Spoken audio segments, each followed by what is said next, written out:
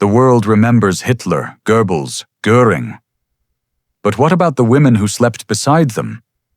When the Third Reich fell, their fairy tale lives turned into nightmares of fire, suicide, and public revenge.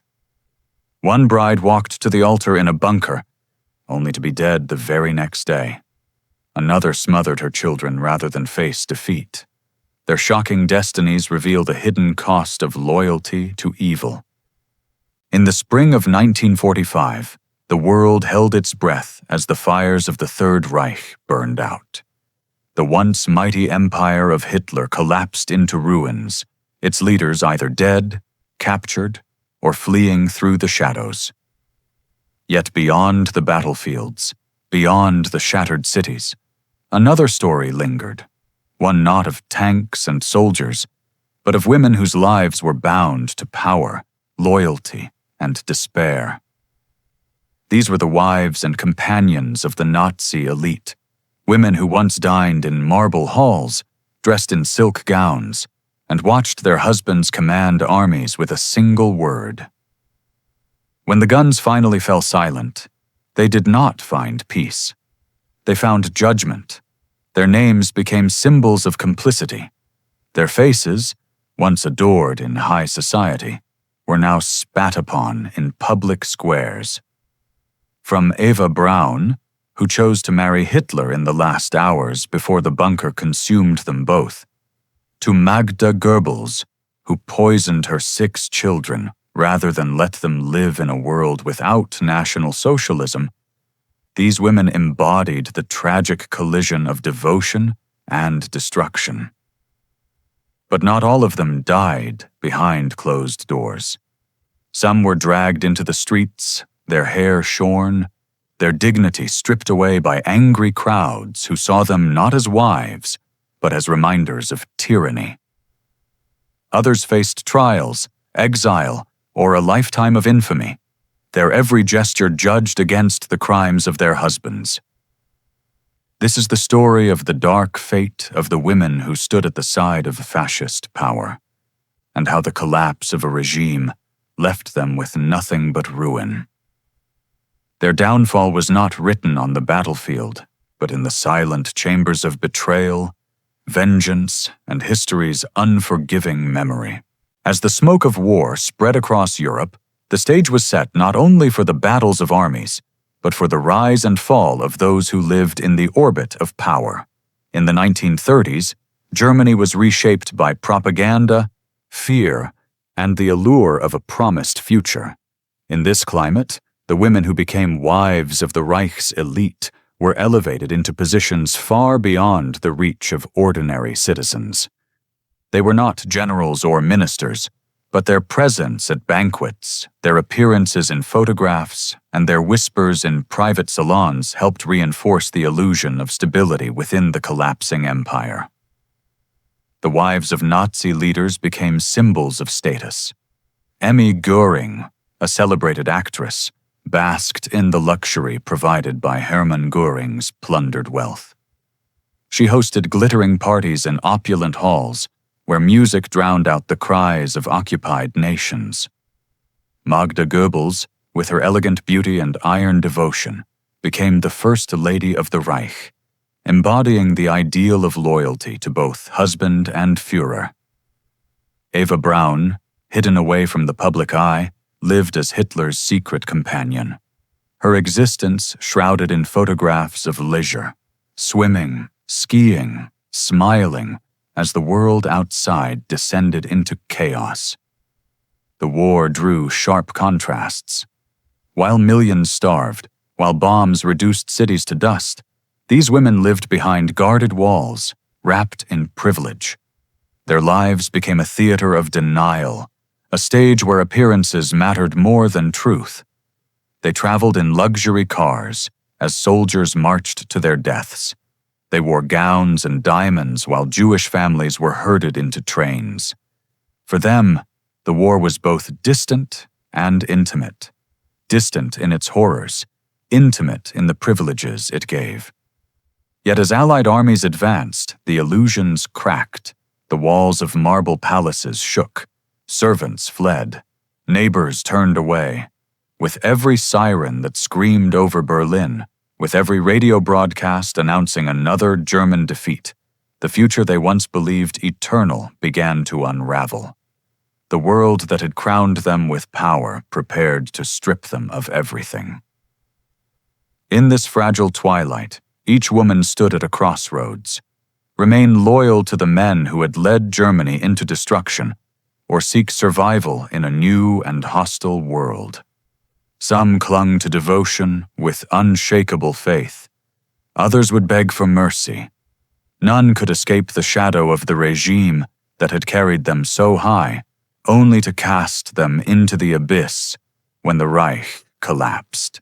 Behind the walls of privilege, the wives of the Nazi elite lived like queens in a kingdom built on terror. Their husbands wielded armies and decrees, while they presided over salons, estates, and glittering banquets. But their influence was not confined to the domestic sphere. Their presence reinforced the myth of a cultured, refined Reich, an image carefully constructed to mask the brutality raging across Europe. Magda Goebbels stood as the epitome of this illusion. With her poised demeanor and striking elegance, she became more than Joseph Goebbels' wife. She was the regime's unofficial first lady. In the public eye, she embodied discipline, loyalty, and grace. Her devotion to Hitler was unwavering, so absolute that she declared her children would never live in a world without him. Her letters, dripping with faith in the Führer, revealed a chilling loyalty that blurred the line between love, fanaticism, and self-destruction. Eva Göring, the actress who became Hermann Göring's wife, relished a life of theater and luxury. From her grand home, she hosted receptions where generals, artists, and foreign dignitaries gathered. Her life was wrapped in silks, pearls, and the wealth stolen from occupied lands. She thrived in the theater of grandeur, while outside, German cities groaned under hunger and bombings. For Emmy, loyalty was rewarded with privilege, a privilege built upon plunder. And in the shadows, Eva Braun existed in a different world, one of secrecy and devotion. Rarely presented to the public, she lived as Hitler's companion in private. Her life was filled with snapshots of domestic bliss, swimming in lakes, skiing in the Alps, dancing in secluded gardens. Yet those photographs were taken against a backdrop of massacres, invasions, and genocide. She was hidden, almost invisible to the German people, yet in her silence she became the woman closest to the most feared man of the century. Together, these women projected the image of loyalty, devotion, and stability. They were not soldiers, yet their lives were weapons in the propaganda of the Reich. They reassured a crumbling empire that all was well, that life remained glamorous, that the regime was unshakable. But beneath the glitter, the cracks were spreading. Bombs thundered closer, defeats piled higher. Their loyalty to their husbands and to Hitler was about to drag them into a catastrophe far greater than they could ever imagine. In the final months of the war, the walls of privilege shattered. The Red Army advanced from the east. American and British forces closed in from the west. Cities burned, civilians fled, and the dream of the 1,000-year Reich dissolved into rubble and smoke. For the wives of the Nazi elite, the end came swiftly, brutally, and without mercy. In Berlin, Eva Braun descended into the Führer bunker, hidden beneath the ruins of the capital. She was only 33 years old, yet she had lived in the shadow of Hitler for over a decade. On April 29, 1945, with Soviet artillery shaking the earth above, she finally became his wife. The ceremony lasted only minutes. The bride wore a simple dress, and champagne was poured in glasses stained by desperation. The very next day, she followed him into death, swallowing poison by his side, sealing her fate as both loyal companion and tragic accomplice. Magda Goebbels faced an even darker choice. Trapped in the bunker with her husband Joseph and their 6 young children, she refused to imagine a life beyond Hitler's vision. On the night of May 1st, she walked quietly from bed to bed, pressing cyanide capsules into the mouths of her children as they slept. One by one, she silenced them, believing death preferable to life without National Socialism. Hours later, she and her husband stepped outside, where Joseph shot Magda before ending his own life. Their charred bodies were found in the courtyard, a grotesque echo of loyalty taken to its most horrifying extreme. Elsewhere, the collapse brought humiliation instead of death. Eva Göring, once the glittering hostess of Berlin's high society, was arrested as Allied forces seized her husband's estate. Stripped of wealth, dragged into interrogation rooms, she faced the fury of a world that saw her not as an actress, but as the wife of one of history's greatest looters. Across occupied Germany, the wives of SS officers and party leaders were forced into the streets. Their hair was cut off in public squares. Crowds jeered, spat, and beat them, punishing them not only for their husbands' crimes, but for the silence and complicity they had carried for years. The collapse of the Reich left no sanctuary. The women who had once dined in marble halls now sat in cells, in rubble, or in graves. Their devotion had brought them neither protection nor escape. As the Third Reich fell, their fates became inseparable from the hatred that consumed the world's judgment. What had been lives of luxury ended in ashes, humiliation, and death. The end was not swift. It was agonizing, drawn out, and etched into history with the weight of tragedy. In the dying hours of the Reich, the women who had once lived in comfort faced choices that exposed the raw core of their devotion and their despair. Eva Braun, cloistered in the suffocating concrete of the Führer bunker, finally stepped out of the shadows she had inhabited for years. She was no longer the hidden mistress. For a single night, she became Hitler's wife. The wedding was eerily hollow. Flowers pulled hastily from the ruins, vows whispered in a bunker already trembling under Soviet shells. Her smile that evening was brief, almost fragile, as if she knew her fate was already sealed. Less than 24 hours later, she swallowed cyanide and lay beside the man whose empire had crumbled, her body consumed by fire in a shallow crater outside the bunker's walls. Her devotion was absolute, and her end irreversible. Magda Goebbels' final act carved itself into the annals of horror. With quiet hands, she pressed death into the lips of her children, one after another, extinguishing 6 innocent lives in the belief that existence without the Führer was unbearable. The silence in that underground chamber was broken only by the faint cries that faded into stillness. In those moments, Magda transformed from mother to executioner, her loyalty more terrible than any weapon of war. Hours later, she and Joseph Goebbels met their own end, their bodies left smoldering in the ruins of Berlin. Beyond the bunker, the climax unfolded in the streets. Women tied to the Nazi hierarchy were dragged before furious crowds. In Vienna, in Berlin, in Paris, hair was shorn in brutal punishment. Their heads were paraded as trophies of justice. Spit and fists fell upon them in public squares, where once they had arrived in fine carriages. They tasted not only the collapse of a nation, but the vengeance of a people who had suffered too long. For Eva Göring, the glitter of jewels turned to the cold clang of prison bars. She was no longer the actress in silks, but the widow of a disgraced marshal. The life she had built on privilege was dismantled piece by piece in the trials of Nuremberg.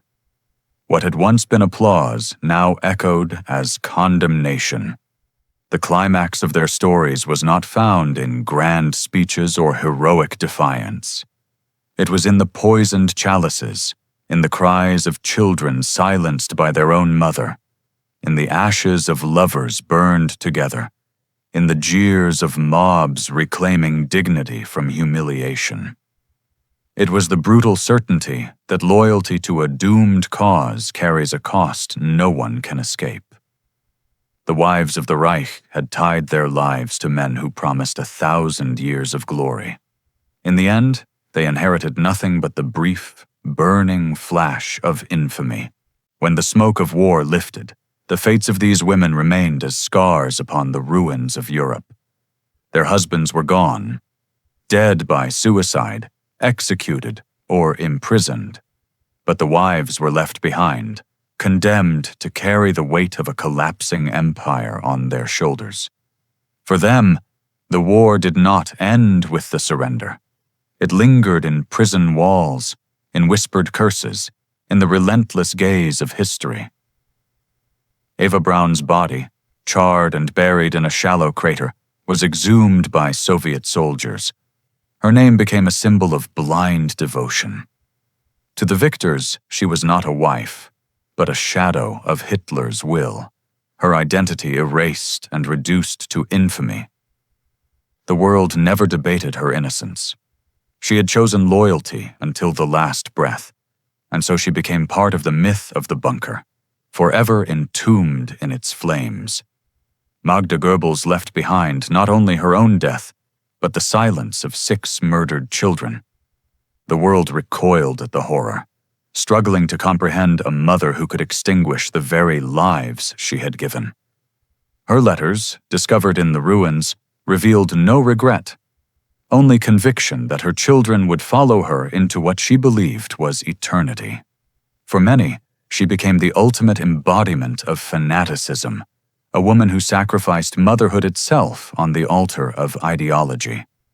Göring lived on, but stripped of everything. The Allies seized her estate, her jewels, her reputation.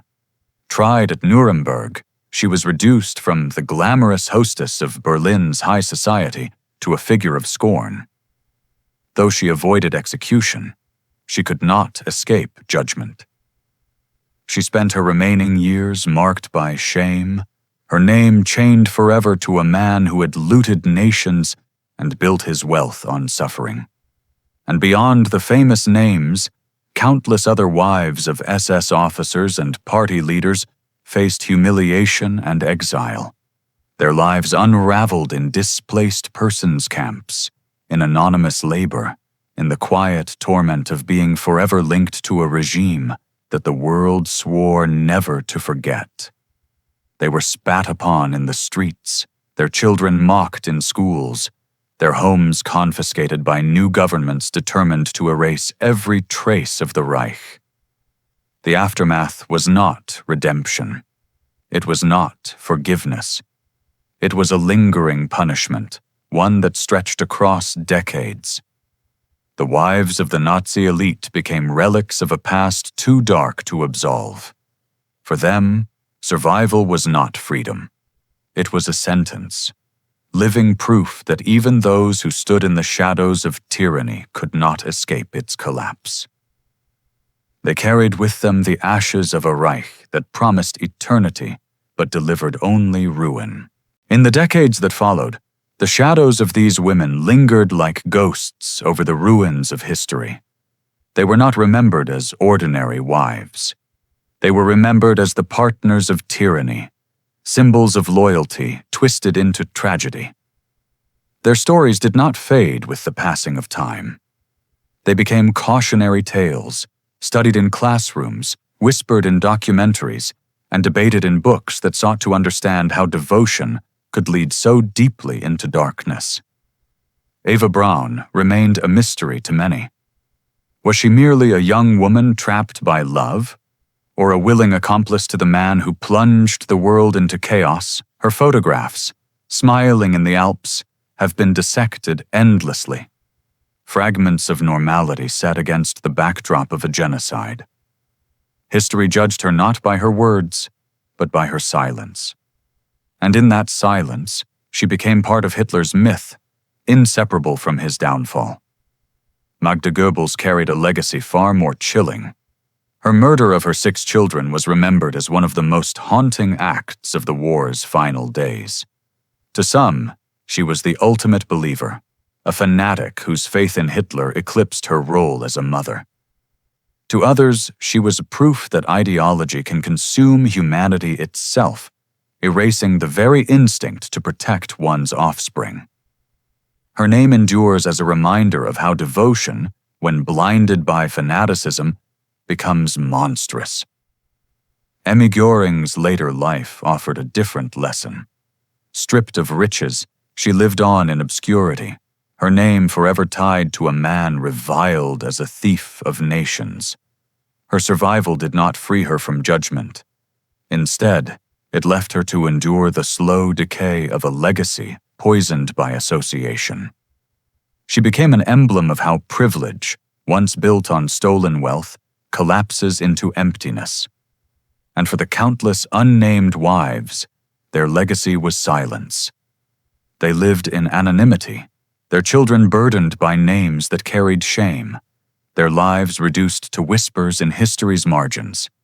They were neither celebrated nor forgotten, but suspended in the uneasy space between complicity and victimhood. The legacy of these women is not measured in monuments or honors. It is measured in questions that remain unanswered. Were they prisoners of their circumstances, or willing architects of their own downfall? Were they swept away by loyalty, or complicit in the crimes that stained their husbands' hands? History may never answer fully, but it reminds us that war spares no one, not even those who stand behind the thrones of power. Their stories remain a warning. In the ashes of the Reich, they reveal how the embrace of tyranny consumes not only nations and armies, but families, marriages, and the very fabric of humanity. The wives of the Nazi elite chose loyalty, and in that choice, they inherited a legacy not of love nor honor, but of ruin.